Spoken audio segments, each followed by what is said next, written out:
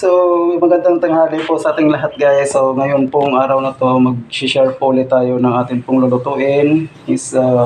Yung menu po natin ngayong araw na to guys, wala pong iba kundi yung ating pong gagawin na chicken curry po. So, yan lang po, papakita ko lang sa inyo yung niready po natin. Ito po yung chicken breast. Meron po tayo ditong garlic, ginger, and onion. Tapos, syempre yung ating carrots, yung ating patatas po, bell pepper, at saka yung green chili. Of course, yung pinaka-secret ingredients po natin na ginamit dito is yung ating gata na hinaluan na po natin ito ng black pepper powder. Tapos meron na siyang curry powder. Meron na rin po itong tawag nito, konting salt. Hinalo na natin dito sa gata. Shinake na po natin para malusaw talaga siya bago natin siya mamaya ilagay pag naigisa na natin yung at itong yung gamitin natin para sa chicken curry. So yun lang po sa ngayon guys. Mamaya i-share ko po sa inyo, papakita ko po sa inyo pagkatapos na po natin siyang lutuin. So yun guys, ginigisa ko na nga pala ngayon yung ating chicken breast kasabay ng patatas at saka carrots. Ginigisa ko na siya ngayon, hindi ko nakakita anong pagka-umpisa ko pa lang kanina. Ganun pa rin pa naman yung procedure, ganun pa din naman po yung procedure niya. Kailangan lang natin maging brown yung ating ginger, yung garlic at saka yung onion. Ayan, ginigisa ko pa lang siya. Mamaya po, pag medyo, ang strategy ko po kasi dito pag nagluluto talaga ako, yung chicken po, gigisa muna natin siya, susutay na natin. Kung pag nakita natin yung chicken na hindi na mapula, ibig sabihin wala na yung dugo. So, pwede na natin ilagay yung ibang ingredients, yung katulad niyan.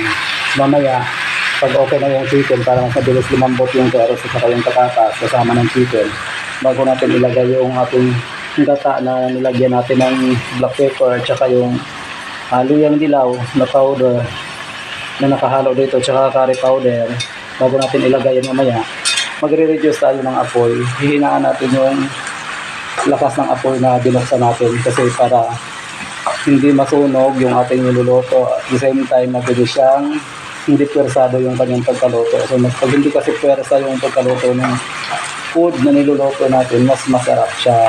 So, ibig sabihin, hintayin natin siya, hinaan natin ang apoy, takpan lang natin siya mamaya.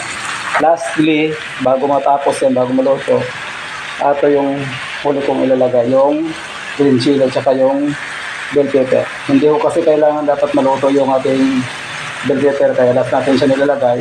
Half cook lang talaga yan. So, yun po, mamaya, nakikita nyo po pagtapos na lahat yung, pag matatapos na yung niluto natin. Ito pong ginawa natin ngayon is chicken curry po ito. Filipino style lang po ito.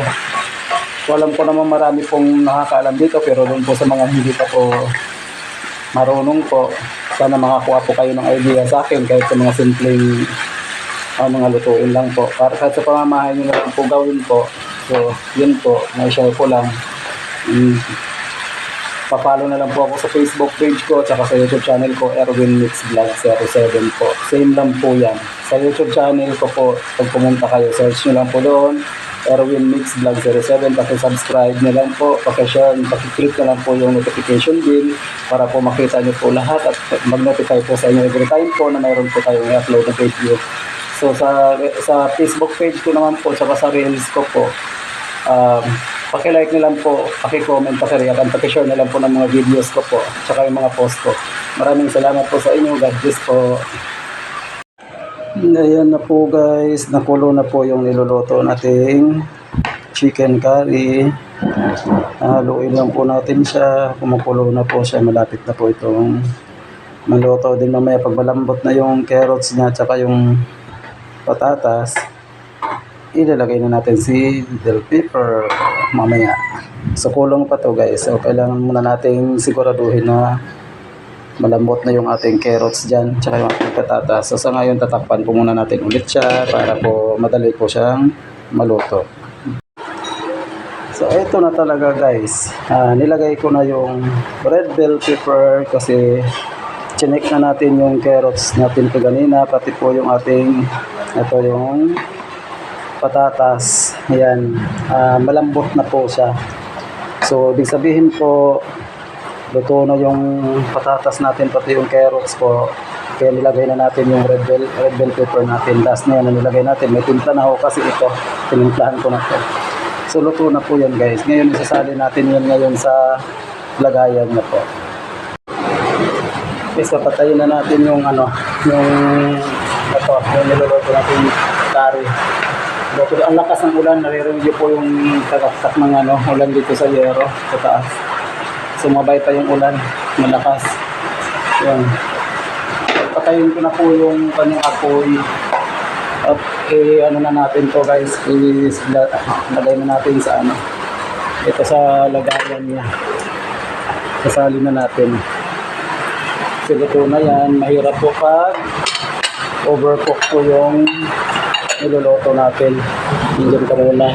Dapat muna natin yung ating cellphone. Kasi magsasalin tayo itong ating chicken curry na niluluto. Ito na po guys. Sasalin na po natin ito. Luto na po yung chicken curry. Wow! Lakas ng ulan! Bagyo ba?